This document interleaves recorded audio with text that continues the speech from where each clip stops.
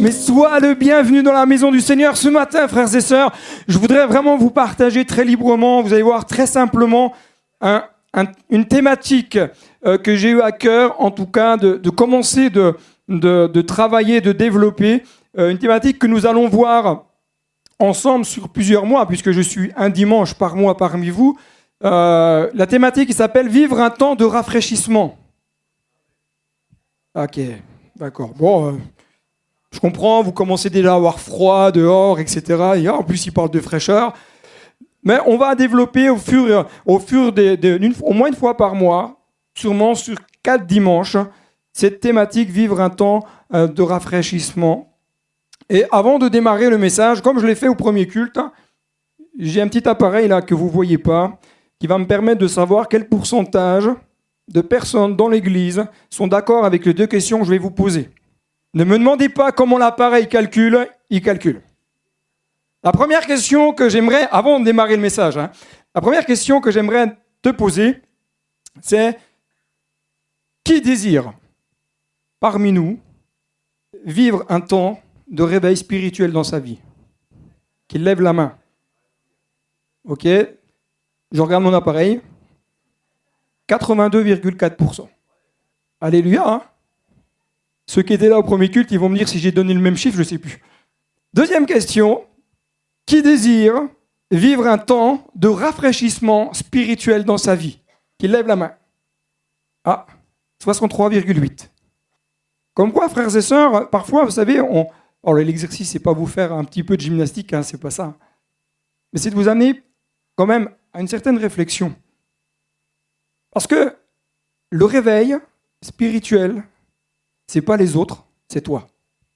Le réveil spirituel, c'est pas le monde, c'est l'Église. C'est l'Église qui doit se réveiller. Et l'Église, c'est toi. C'est moi. J'ai besoin de me réveiller. J'ai besoin de croire encore davantage que mon Dieu, c'est le Dieu des miracles. Ils disent plus amen à ma droite qu'à ma gauche. Hein. Ouais. J'ai besoin de croire davantage que mon Dieu, c'est le Dieu de la guérison et c'est le Dieu de la délivrance. J'ai besoin de croire que mon Dieu, c'est celui qui baptise encore du Saint-Esprit. J'ai besoin de croire que mon Dieu parle par les dons spirituels. Est-ce que Dieu a changé? Nous changeons. Mais Dieu ne change pas. Dieu est fidèle à sa parole. Savez-vous que dans notre vie spirituelle, d'une manière générale, je pense que chacun et chacune d'entre nous, on va être d'accord, en tout cas, dans ce que je vais pouvoir vous partager. Nous passons tous, dans la marche de la foi, par des temps de sécheresse. On passe tous par des moments, des fois, où nous vivons des temps où nous sommes assoiffés. Et j'aimerais te dire déjà tout d'abord, c'est pas parce que tu es assoiffé spirituellement que forcément tu t'es écarté du chemin de Dieu. Ça peut être le cas. Peut-être que tu as pris une voie qui n'est pas celle que Dieu a prévue pour toi et tu t'es perdu dans les dunes du désert du Sahara. Et là, comment ça? J'ai soif. Et qu'il est peut-être temps simplement de revenir dans le bon chemin, mais ce n'est pas forcément le cas. On peut être dans le bon chemin et quand même être assoiffé. Alors, certains scientifiques disent ceci, que 60% de notre corps est composé d'eau. Vous êtes d'accord? Les 2/3 de cette eau se trouvent dans les cellules, alors qu'un tiers se trouve en dehors des cellules. Quand nous ne compensons pas en ne buvant pas assez d'eau, non mais je précise, hein, les cellules capillaires qui manquent d'eau perdent en volume et gagnent en concentration. Des neurones, attention, hein, des neurones appelés osmorécepteurs. Et là, alléluia, ok. Ces neurones-là détectent ce changement et transmettent le signal à l'hypothalamus, comme quoi tu as besoin de t'hydrater. Et il y a quelqu'un qui m'a dit au premier culte, l'hypothalamus, c'est pas un restaurant. Je dis oui, c'est pas l'endroit où on va manger de l'hippopotame. Et de la même manière, spirituellement, le Saint-Esprit va alerter, envoyer des signaux à ton âme comme quoi il est temps que tu viennes te désaltérer à la bonne source. Tu as le droit d'avoir soif. Tu as le droit d'être assoiffé. Mais entends peut-être les signaux que le Saint-Esprit est en train d'envoyer à ton âme en te disant, c'est le temps que tu puisses vivre un temps de rafraîchissement. C'est le moment que tu puisses te désaltérer. Et si tu es assoiffé, c'est peut-être parce que ton être intérieur te dit, au secours, là c'est difficile. Ne reste pas en dehors. Ne continue peut-être pas ta marche. Prends le temps de faire une pause, de te désaltérer, de te ressourcer, peut-être même de reprendre des forces. Je sais pas pour vous, mais allez, on est entre nous. Je vous parle de... Là, je vous ouvre mon cœur. Je ne l'ai pas fait au premier culte, mais je vous ouvre mon cœur. Parfois, dans ma vie spirituelle, je marche, je fonce, j'arrête pas. Et à un moment donné, j'en peux plus et je m'écroule. Et combien de fois Dieu me dit, mais quand est-ce que tu vas comprendre que tu dois prendre le temps de te rafraîchir et de te ressourcer pour continuer plus loin? Je dis, oui Seigneur, tu as raison. Et je continue. Et je fonce. Et je me fatigue. Mais je bénis Dieu pour toutes les fois où le Seigneur me dit maintenant, pause. Prends le temps de te rafraîchir. Ouvrons ensemble la parole de Dieu dans le livre aux Proverbes. Chapitre 3, à partir du verset 1 à verset 8. Je ne vous ai pas affiché le texte parce que j'aime que vous puissiez lire dans la Bible que vous emmenez tous les dimanches matins. Alléluia. Proverbes, chapitre 3, versets 1 et 8. Et si tu ne sais pas où se trouve le livre des Proverbes, regarde sur ton voisin, lui il sait. Mon fils, ou ma fille, n'oublie pas mes enseignements et que ton cœur garde mes préceptes. Car ils prolongeront les jours et les années de ta vie et ils augmenteront ta paix. Que la bonté et la fidélité ne t'abandonnent pas. Lis-les à ton cou, écris-les sur la table de ton cœur. Tu acquerras ainsi de la grâce et une raison saine aux yeux de Dieu et des hommes. Confie-toi en l'Éternel de tout ton cœur et ne t'appuie pas sur ta sagesse. Reconnais-le dans toutes tes voies et il aplanira tes sentiers. Ne sois pas sage à tes propres yeux, crains l'Éternel et détourne-toi du mal. Ce sera la santé pour tes muscles et un rafraîchissement pour tes os. Amen. Ce sera un rafraîchissement pour tes muscles et pour tes os. Et ce matin, nous allons voir, frères et sœurs, on va tenter, on va relever le défi ensemble de voir 6 principes spirituels pour vivre un temps de rafraîchissement dans notre vie. Dis à ton voisin, écoute bien ce qui va être dit. Premier principe, ce que nous donne le texte que nous venons de partager ensemble, c'est de ne pas oublier les enseignements de la parole de Dieu. Mon fils, n'oublie pas mes enseignements. Nous sommes des êtres oublieux. Je ne sais pas si je te l'apprends, nous sommes des êtres oublieux. On oublie très facilement. Alors il y a certaines choses, c'est bien de les oublier, et vaut mieux les oublier, mais il y a certaines choses qui sont bonnes, à dire oui, ça c'est bien.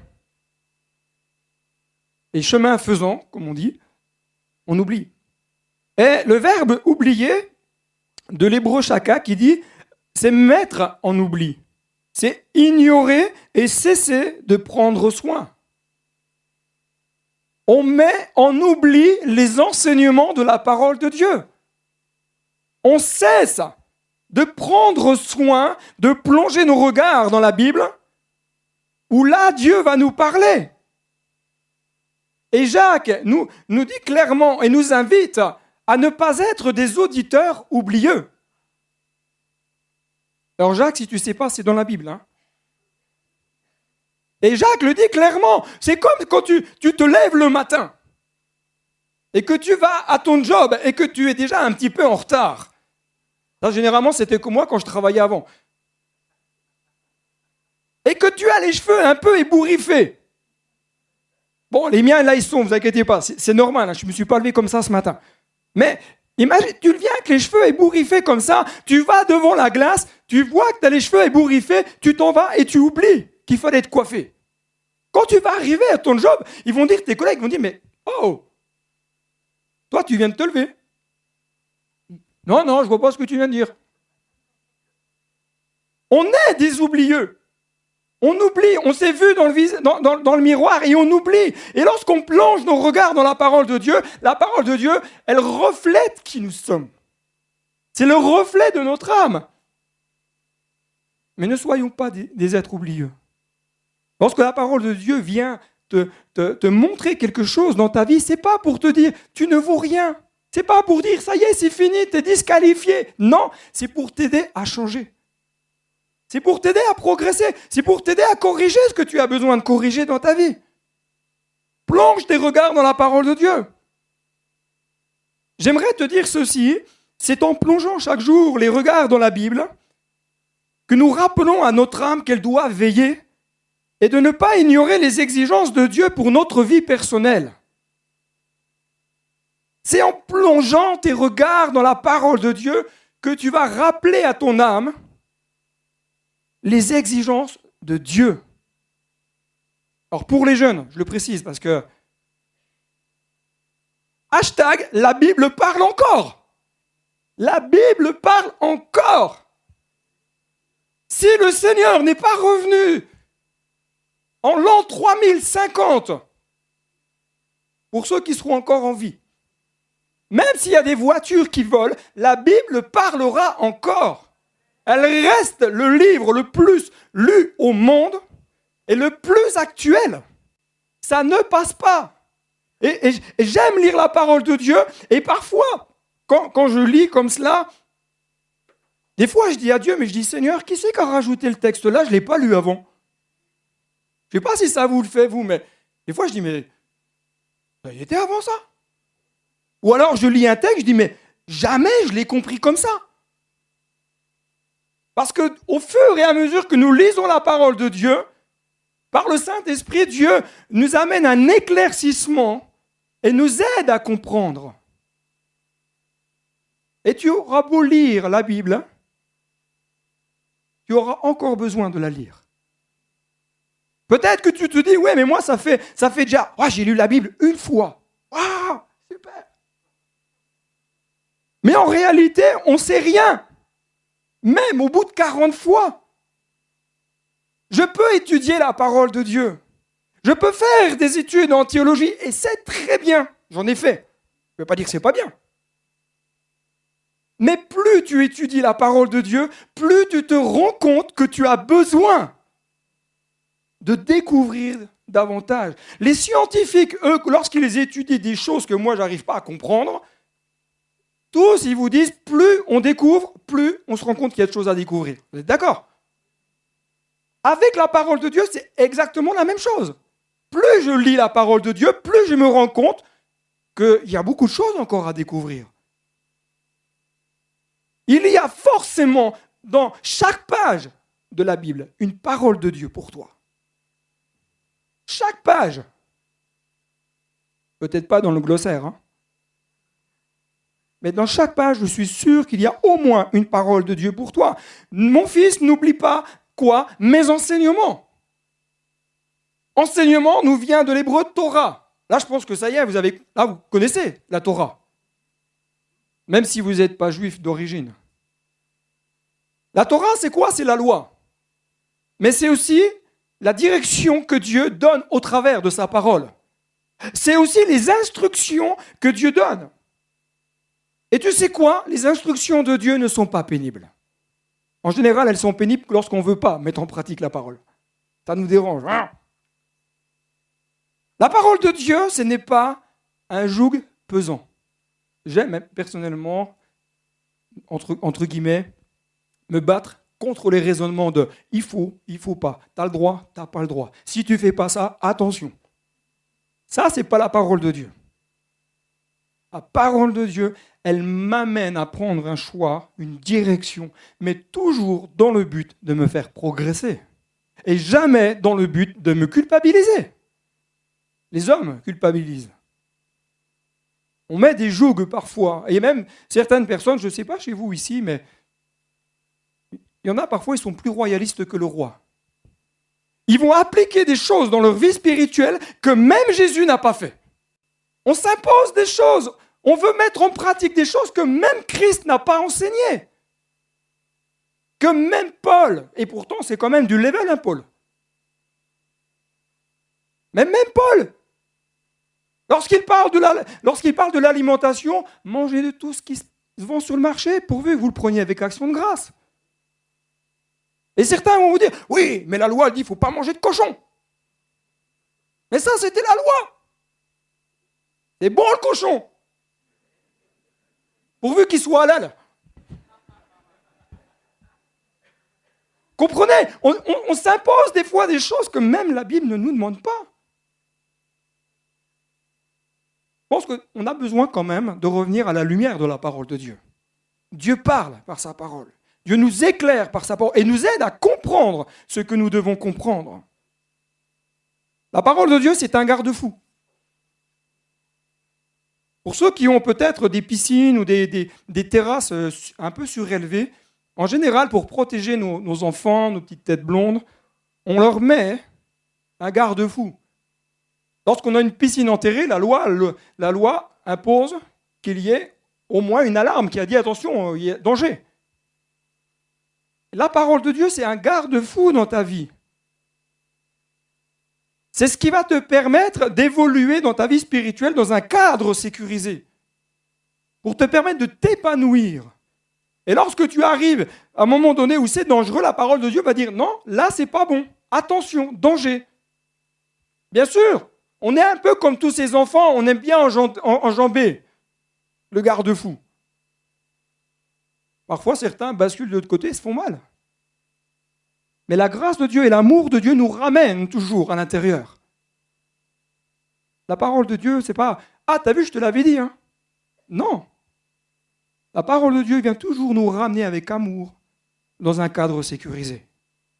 Deuxième principe que j'aimerais voir avec vous ce matin, c'est garder dans le cœur les préceptes divins. Que ton cœur garde mes préceptes, dit Dieu. Précepte nous vient de l'hébreu mitzvah qui dit commandement. Garde les commandements de Dieu. Tu ne tueras pas, tu ne voleras pas, tu ne convoiteras pas, tu aimeras ton prochain comme toi-même. Alléluia. Mitzvah nous dit que ce sont des ordonnances, des ordres qui ont été donnés par Dieu, qui ont été prescrits par Dieu. Et remarquez que le texte ne dit pas « garde ces préceptes dans ton intellect », mais « garde ces préceptes dans ton cœur ». Garde ces préceptes dans ton cœur. Parce que c'est là que toute la différence, elle se fait en réalité. Lorsque les préceptes de Dieu sont cloisonnés dans notre intellect, on réfléchit avec notre intellect. Je ne dis pas qu'il ne faut pas réfléchir, ce n'est pas cela. Mais nous raisonnons avec nos raisonnements à nous et qui ne sont peut-être pas ceux de Dieu.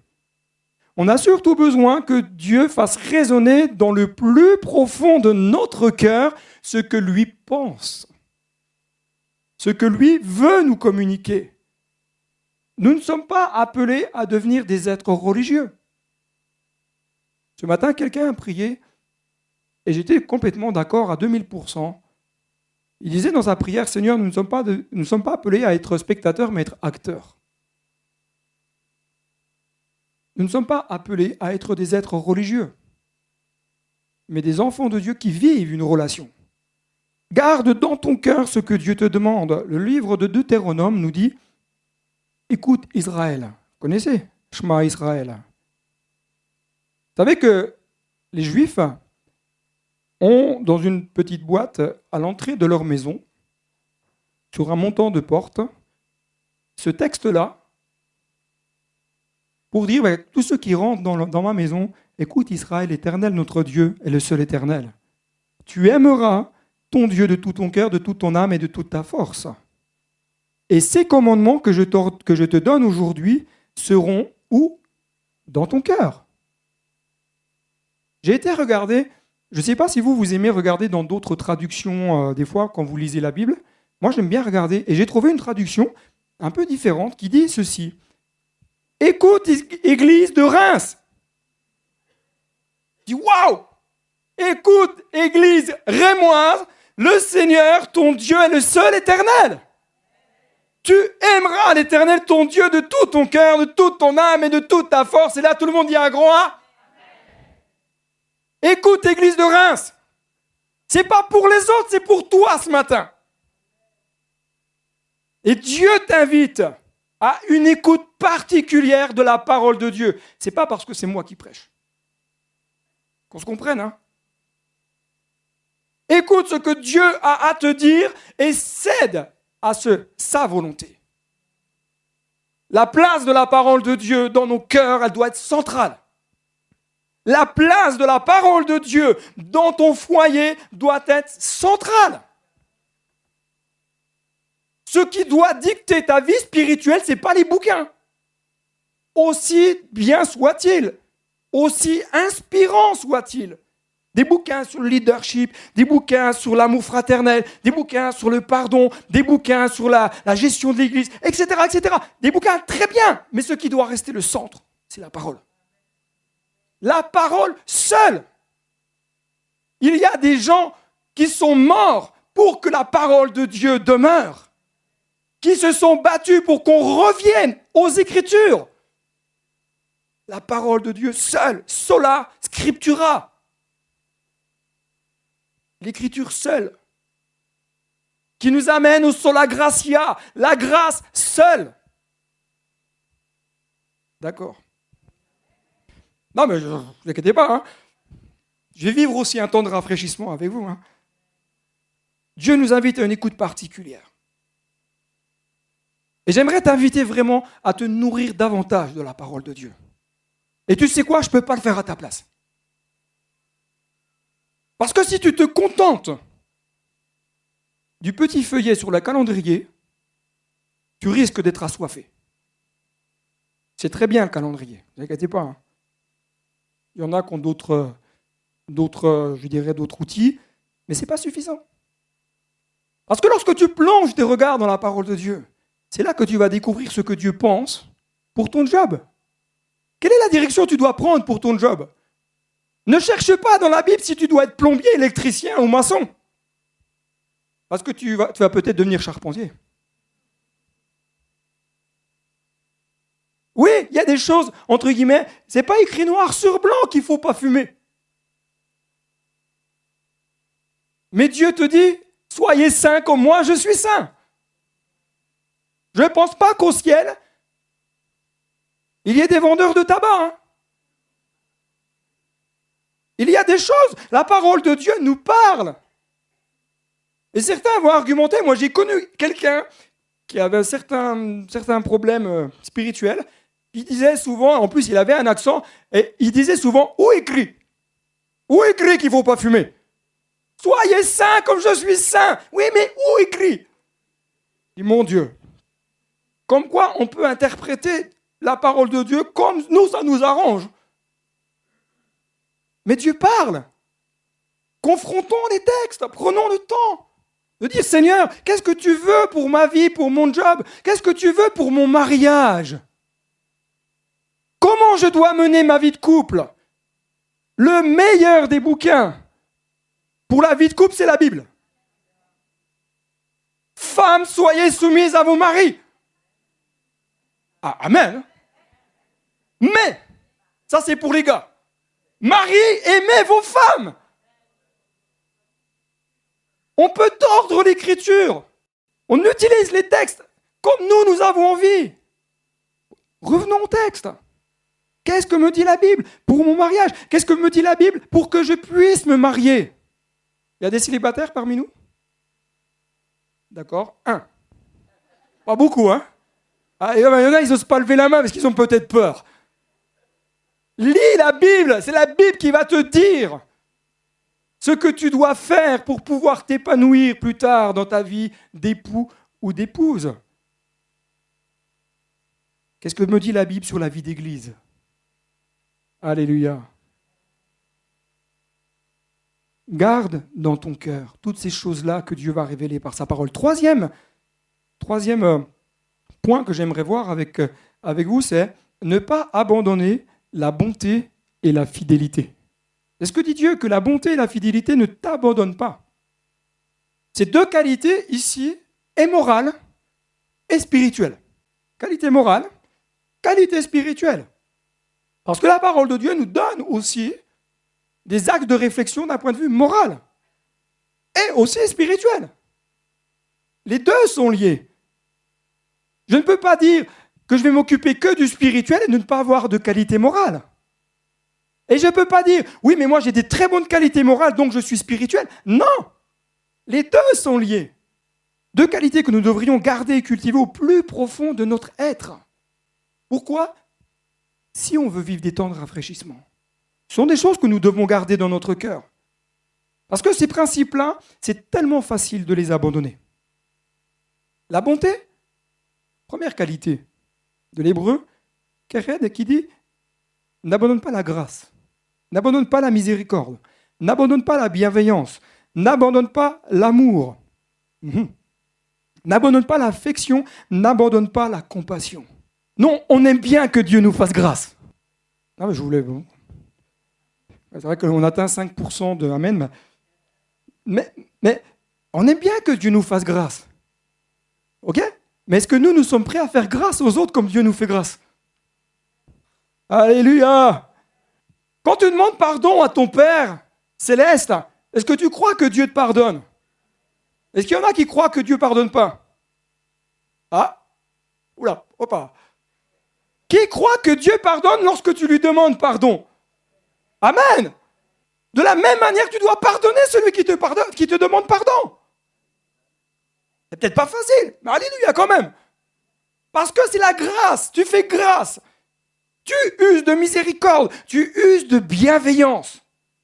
Quand tu viens à l'église, que tu croises ton frère et ta sœur et tu sais que ton frère ou ta sœur est dans un moment difficile, est-ce que tu uses de bienveillance envers lui?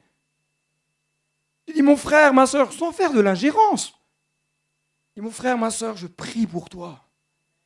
Si tu as besoin, je suis là, même à 2h du matin. Alléluia. Bienveillant envers chacun. On doit faire la différence, frères et sœurs, que ceux qui sont dans le monde. Plein d'amour. Ça, vous savez faire, donc il n'y a pas de problème. Plein d'affection. Plein de compassion. N'abandonne pas la fidélité de l'hébreu émet. C'est-à-dire, n'abandonne pas la vérité, n'abandonne pas ce qui est vrai. Sois intègre, sois de bonne foi. Qualité morale et spirituelle, frères et sœurs, que nous devons chercher à développer davantage dans notre cœur. Et vous remarquerez que je n'ai pas dit dans votre cœur. J'ai bien dit dans notre cœur. Parce que s'il y en a un qui est concerné le premier par cela, c'est moi. J'ai besoin d'apprendre, de développer ces aspects spirituels pour avoir un impact autour de moi. Ces qualités devraient être liées à notre coup, comme le dit le texte. C'est-à-dire attachées à notre être. Écrites dans notre esprit, nous dit le texte. Et doit, quelque part, animer notre marche avec Dieu. Le livre aux Hébreux, chapitre 10, versets 15 à 18, nous dit « C'est ce que le Saint-Esprit nous atteste aussi.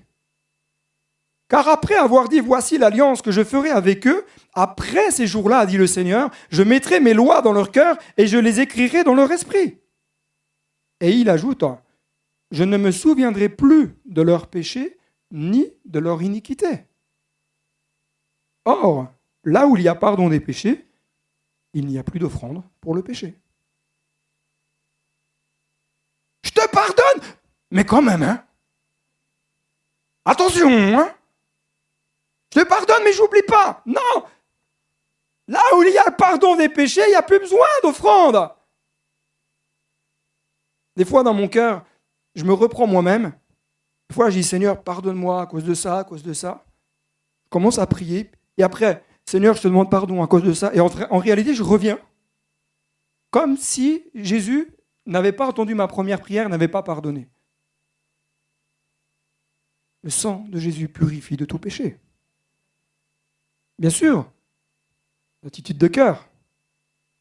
Vous connaissez la différence entre la repentance et le regret? Il y en a qui connaissent la différence entre la repentance et le regret, bibliquement parlant. Le regret, tout d'abord, c'est ce qui a conduit Judas à se pendre. La repentance, c'est ce qui a conduit Pierre à pleurer amèrement. La repentance m'amène à avoir du fruit. Elle amène un changement profond et véritable dans mon être intérieur. Le regret, c'est dire « Oh Seigneur, je te demande pardon » et sorti, je recommence. Que dans notre cœur, frères et sœurs, il y ait cet esprit de repentance qui produit en nous un fruit pour la gloire de Dieu. Quatrième point que j'aimerais voir, c'est se confier en Dieu.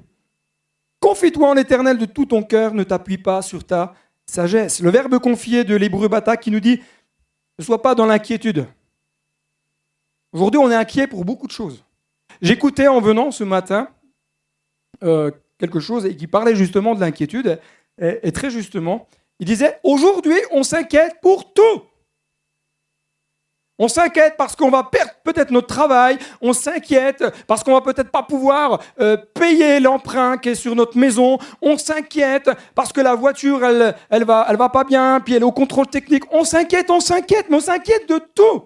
Alors que la Bible me dit, ne t'inquiète de rien. Waouh! Ne t'inquiète de rien. Plus facile à dire qu'à faire. Se confier, c'est se placer en sécurité auprès de Dieu, c'est se reposer sur Dieu, c'est s'appuyer sur Dieu, c'est placer en Dieu notre confiance, c'est rester dans le calme, la sûreté et avoir cette assurance intérieure que de toute façon, même s'il y a la pire des tempêtes que nous pouvons traverser, Jésus est avec moi dans la barque. Nous pouvons connaître des temps difficiles. Je ne sais pas vous, mais moi j'en connais plein. En ce moment, j'ai l'impression que à chaque fois que je quitte le bord de mon rivage, je passe par une tempête. Je lui dis, Seigneur, la tempête se calme et ça recommence. Je lui dis, ouais, mais des fois on s'épuise, même soi-même. Moi, je m'épuise moi-même des fois. Je pourrais demander à mon épouse, on passe tous par des temps de lutte, on passe tous par des moments de combat, on passe tous par des temps de sécheresse spirituelle. Et pourtant, Jésus est avec toi dans la barque. Mais pour sortir, l'exercice n'est pas évident parce que l'exercice que Dieu te demande de faire, c'est de ne pas t'appuyer sur ta sagesse. Ne t'appuie pas sur tes raisonnements en disant « Moi, j'ai 40 ans et ça fait 95 ans que je suis converti, donc je sais. » Non! Dieu sait, toi, tu as besoin d'apprendre. Ne t'appuie pas sur ce que tu sais, laisse Dieu te guider là où il veut. Vous savez, moi, je vous livre encore un peu mon cœur, mais je l'ai fait au premier culte, mais ça fait rien, je le livre quand même. Mais en ce moment, donc vous voyez, c'est quand même pas hier ou il y a 50 ans, c'est là en ce moment ce que je suis en train de vivre. Je suis malmené, mais à un point que vous ne pouvez même pas imaginer. Mais dans ces moments-là, c'est comme si, c'est comme si Dieu mettait le doigt sur un élément dans ma vie qui a besoin de changer. Et Dieu me dit clairement, ça doit changer. Et je dis à Dieu, ok. Je le mets de côté, j'y mets plein d'affaires dessus et je continue ma marche. Bizarrement, quelques semaines plus tard, Dieu a toujours le doigt sur la chose. Parce qu'il veut produire en mon cœur un changement profond et véritable. Parce que Dieu veut bénir. Parce que Dieu veut nous amener à vivre des choses glorieuses avec lui. Mais tu vivras des temps de rafraîchissement, peut-être que si, là où il y a le doigt de Dieu, ça change. Je ne dis pas que c'est facile. Pour moi, c'est difficile. Alors, je pense que peut-être pour vous, c'est peut-être, je ne sais pas. Mais à chaque fois que Dieu agit de cette manière-là, je me rends compte que c'est toujours pour mon bien. C'est toujours par amour qu'il produit en mon cœur un désir de changement et qui m'aide à me corriger. qui m'aide à améliorer les choses dans ma propre vie. Comme je le dis souvent, j'ai assez de ménage à faire chez moi pour en faire chez les autres. Dieu œuvre dans nous, mais laissons le Seigneur faire. Et si Dieu peut-être a montré quelque chose dans ta vie qui a besoin de changer, c'est parce que Dieu veut le meilleur pour toi. Ne t'inquiète pas de ton lendemain, il veille. Cinquièmement, c'est le reconnaître dans ses voies. Reconnais-le dans toutes tes voies et il aplanira tes sentiers. Le reconnaître, ça nous vient de l'hébreu Yada qui dit « apprends à connaître Dieu, apprends à connaître sa volonté, apprends à connaître de la manière dont Dieu veut faire les choses. Trouver, discerner, admettre, confesser. Admets peut-être que tu t'es planté. Admets-le. Ça arrive. Si tu savais le nombre de fois que je me plante. Oui, ça fait mal sur le moment. On se dit, zut, j'aurais pas dû dire ça. Oh zut, j'aurais peut-être pas dû agir comme cela. Mais c'est, entre guillemets, c'est pas grave. Il y a toujours des conséquences, mais c'est pas la fin. Dieu veut t'amener à changer et à progresser. Et c'est au travers de nos erreurs qu'on apprend. Mais simplement, c'est admettre, dire Seigneur, oui, là j'ai pris une mauvaise voie. Oui, j'ai pensé comme ça et c'est pas comme ça qu'il fallait penser. Oui, j'ai dit telle chose sur telle personne et c'est pas ça que j'aurais dû dire. Et confessez-le à Dieu. J'aimerais tellement vous dire que Dieu veut vous prendre dans ses bras d'amour et dire, mais viens, jette-toi. Je veux faire cette œuvre en toi. Parce que je t'aime d'un amour éternel. Reconnaître Dieu dans ses voies, c'est reconnaître que lui seul sait ce qui est bon pour toi. Lui seul sait. C'est aussi accepter peut-être de prendre une direction qui est différente de celle que tu imaginais. Vous savez, parfois on pense qu'il faut aller à droite alors que Dieu nous dit qu'il faut aller à gauche. Dieu sait. La parole de Dieu, c'est une parole qui révèle les choses. Qui révèle les choses qui sont en nous pour nous aider à la progression. On est tous d'accord qu'on n'est pas parfait. On est tous d'accord que même quand Jésus reviendra, on ne sera encore pas parfait. Mais on est tous d'accord que Dieu nous demande de marcher de progrès en progrès. Ce n'est pas parce que la perfection, elle sera atteinte au ciel qu'il ne faut rien faire ici-bas. On a tous à travailler. Laisse Dieu travailler ton cœur. T'occupe pas de ton voisin. Prie pour lui. Et laisse le Seigneur s'en occuper. Sixièmement, ne pas être sage à nos propres yeux. C'est ce que nous dit le Proverbe, chapitre 3, verset 7. Il dit, ne sois pas sage à tes propres yeux, crains l'Éternel et détourne-toi du mal. Plus nous avançons avec Dieu, plus nous nous rendons compte que nous avons besoin de Dieu. Plus je passe du temps dans l'intimité de Dieu, plus je me rends compte que j'ai besoin de cette intimité. Moins je passe de temps dans la présence de Dieu, plus je suis assoiffé. Plus j'ai soif de la présence de Dieu, plus je désire davantage, plus je verrai des choses extraordinaires. Plus je découvre les vérités de la parole de Dieu, plus je me rends compte que j'ai davantage à découvrir. Voici ce qu'a dit un commentateur sur le livre que nous venons de partager ensemble. Il dit ceci, l'orgueil est une trop grande estime de soi. L'orgueil est une trop grande estime de soi conduisent certaines personnes à se croire sages selon leurs propres critères et à entretenir à l'égard de leurs propres pensées une confiance qui frise l'arrogance. La sagesse et la vérité, quant à elles, ne sont pas le fruit du raisonnement humain, mais de l'acceptation de ce que Dieu a dit et révélé dans toute l'Écriture. Si nous reconnaissons honnêtement que notre cœur recèle, attention, si nous reconnaissons, j'ai perdu ma phrase, qui c'est qui l'a enlevée? Voilà, elle est là. Si nous reconnaissons honnêtement que notre cœur recèle un potentiel de tromperie, nous accepterons aussi que nos critères du bien et du mal ne sont pas nécessairement ceux de Dieu. De fait, Dieu nous appelle à soumettre humblement toutes nos pensées à l'autorité de sa révélation et au ministère du Saint-Esprit, et à lui demander de nous convaincre des erreurs dans notre cœur, dans notre vie qui ont besoin de changer, chaque fois que cela s'avère nécessaire. Il ne s'agit pas de se culpabiliser, de se martifouetter, pauvre de moi pécheur. C'est pas cela. Chaque fois qu'il y aura besoin de choses qui doivent changer dans nos cœurs, Dieu mettra son doigt. Et toujours pour t'amener à changer et progresser. Pendant que l'équipe de louanges me rejoignent sur l'estrade et commence un morceau ensemble, j'aimerais qu'on lise le verset 8 ensemble, de Proverbes chapitre 3. Il dit « Ce sera la santé pour tes muscles et un rafraîchissement pour tes os. » Ce sera la santé pour tes muscles et un rafraîchissement pour tes os. Si tu appliques les principes que nous venons de partager, tu vivras ce temps de rafraîchissement. Je crois personnellement et profondément que le désir de Dieu pour vous, comme pour moi, c'est de rafraîchir nos vies. Le désir de Dieu pour nous, c'est de rafraîchir nos vies. Nous sommes tellement enclins à pointer du doigt l'erreur des autres. C'est rassurant pour nous. Mais la pensée de Dieu, elle est tout autre. Trop souvent, on entend dans les églises « Ah, tu vois, le message était pour toi ce matin. »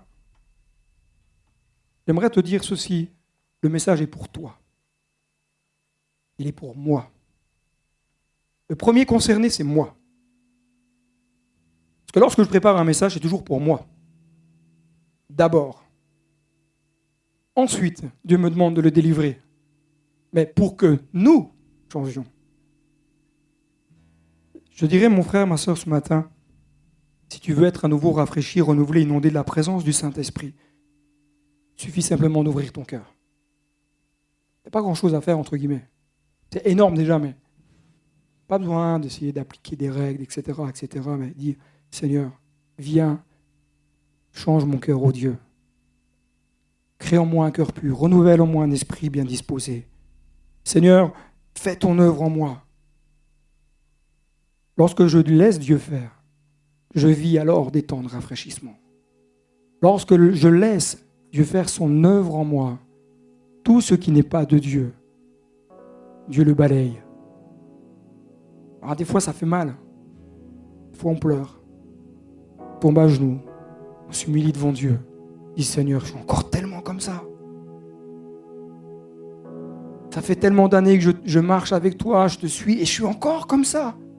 Seigneur, j'ai besoin que tu me changes. Et c'est là qu'on voit que ton cœur passe par une profonde tristesse selon Dieu. Parce que tu n'es pas dans le regret en disant oui, de toute façon, demain je recommencerai. Non. Tu es là, dis Seigneur, change mon cœur. Ton focus, il n'est pas sur les autres cette fois-ci. Ton focus, il est sur toi. Dis Seigneur, je m'analyse moi. Et je sais que tu fais ton œuvre en moi. Et ce que tu es en train de faire dans mon cœur ce matin, Seigneur, c'est pour ta gloire. Peut-être que ça me fait mal. Peut-être que tu es en train de te dire, mais je suis trop encore comme ça, c'est pas normal. Mais Dieu t'aime. Et Dieu veut faire cette œuvre en toi ce matin de rafraîchissement.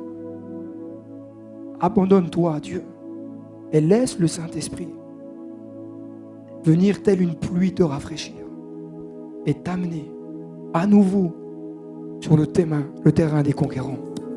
Amen.